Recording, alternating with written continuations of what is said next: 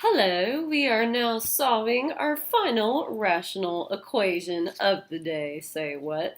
Alright, so again, we're going to be following these lovely steps that we followed in our previous two rational epic equations. But now we need to step this one up just a smidge. Okay, I don't think those last couple were hard enough. So let's talk about this problem, which again, if you thought you understood example 1 and 2, I highly recommend that you try example 3 because it's the same exact thing, okay? This one's going to have one teeny tiny extra step, and this one we're going to have to do some factoring, but that's the only thing, which you guys are factoring pros. So if you think you understand factoring and you think you understood all these lovely steps from before, go ahead and pause the video and try example 3 on your own. Okay, guys, let's get going. So, our step 1 says to factor only the denominators. Okay, so looking here, okay, on this one I have two terms and I have a quadratic, which anything above degree 1 we could possibly factor. So I'm going to keep thinking about that one because I can probably factor it, and I hope so because we love to factor. We're going to have the most epic factoring party when we solve this factoring portion. And then this side, since it's already a degree 1, we don't have to factor, so it's good to go. So that one's donezo, but this one, we need to talk about how to factor that bad boy right there.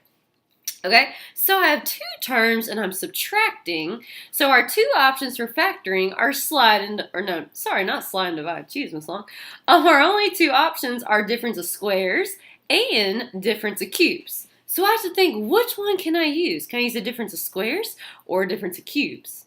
Well, a difference of cubes, I have to be able to cube root each of these terms, which I can't cube root an x squared and I cannot cube root a 16. So my only other option is a difference of squares, which, holy hot dog, I can square root an x squared and a 16. So I can do a difference of squares on this one. So our difference of squares says that if we have two perfect squares that are subtracting, after we find our a and our c, we subtract them and then add them, and then we'll be done.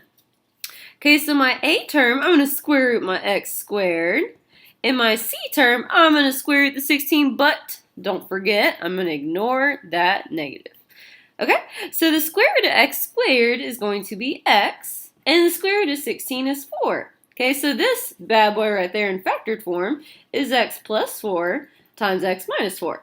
And I'm actually going to rewrite it as my new factored form so I don't forget about it. So I have 16 over, now this is going to transform into an x plus 4 and an x minus 4.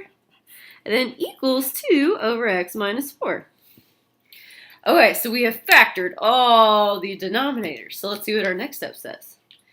Find the LCM, which is the same process as when we find our common denominator. And after that, we're going to find where the LCM is undefined by setting all our factors not equal to 0. And remember, we have to do this so our denominator will never, ever, ever go to 0. And remember, if we end up getting an answer that is undefined, we have to call that bad boy extraneous. So let's be on the lookout for that. Alright, so when we form our LCM, our least common multiple, which is the same process we use when we find a common denominator, I'm going to grab one of every single different item that I see in my denominator. And if something repeats, remember you pick the one with the highest exponent. So I have an x plus 4 here. I don't see any more x plus 4s, so I'm going to go ahead and write x plus 4. X plus 4. Alright, but holy hot dog, what do I do about this? I have an x minus 4 and an x minus 4. Well, don't worry, you guys. Both of these are secretly to the first power, which means it doesn't matter which one I pick. So I'm going to also include an x minus 4. So we have our LCM. There isn't anything left in my denominator, so my LCM is good to go. So now for our undefined, we set every single factor in the LCM not equal to 0. So anything that has an x in it that's multiplying, we set not equal to 0. So that means I'm going to set this bad boy not equal to 0 and this bad boy not equal to 0. Okay, so I'm going to have x plus 4 cannot equal 0 and x minus 4 cannot equal to 0. So let's solve these bad boys for x. So I'm going to bring my 4 to the other side. The opposite of positive 4 is negative 4. So I'm going to subtract that thing on both sides. 4 minus 4 cancels out and turns to 0. And 0 minus 4 is negative 4. So the first thing I'll be on the lookout for to make sure no kittens die is that x cannot equal negative 4. Okay, so that's going to be in the back of my mind when I saw this equation. Also, to solve this one, the opposite of negative 4 is a positive 4. You guys are so smart. So plus 4 on both sides, which negative 4 plus 4 cancels out and turns to 0, and 0 plus 4 is 4. So x can also not equal positive 4. So remember, you guys, if I get either of these answers for my final x value, I must instantly cross it out because it is an extraneous answer that will make my denominator equal to 0, and we do not want to do that. Okay, let's keep going. So now, we're going to multiply each term, and when I say term, I mean numerator, so we multiply every single numerator by our LCM, and this will make all our fractions disappear. So we're going to be little math magicians right now.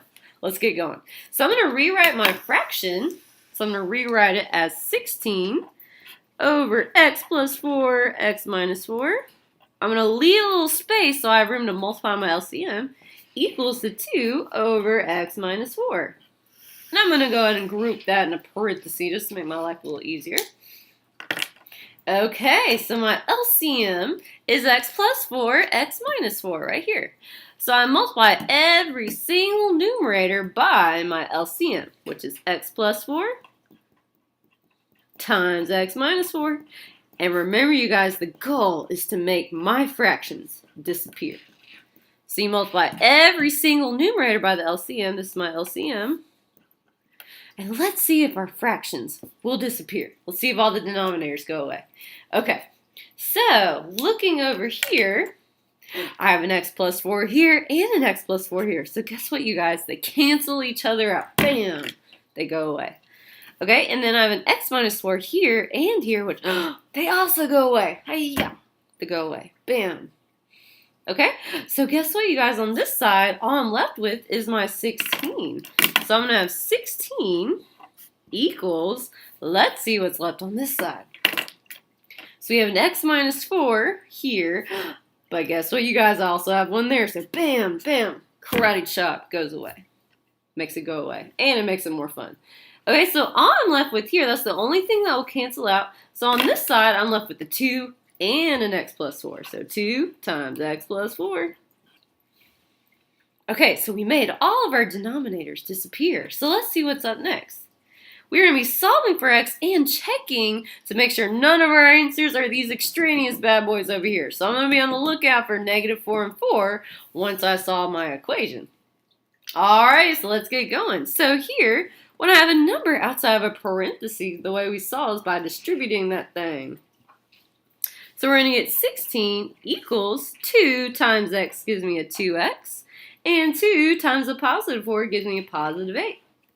And then guess what, you guys? We just solved this thing for x, but we have to remember these in the back of our head. So let's see if we get anything that's extraneous. I hope not, because I don't even want to come close to killing a kitten. Okay, so let's solve this thing for x.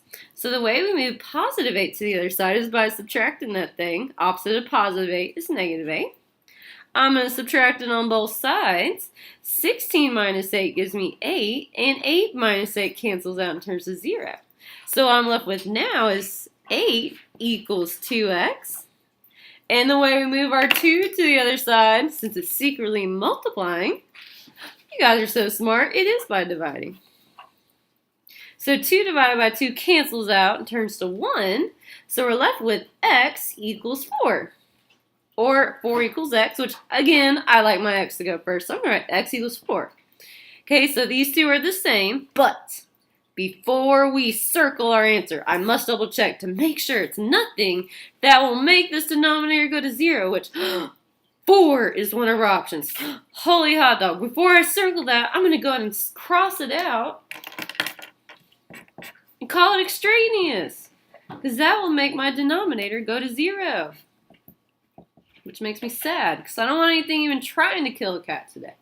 Okay, so that's extraneous, and since I don't have any other answers, that was the only answer that I got, okay, I have no answers left. And what is it called when you have nothing left over for your answer? You guys are so smart. It is no solution. So my final answer would be no solution. I didn't end up with anything.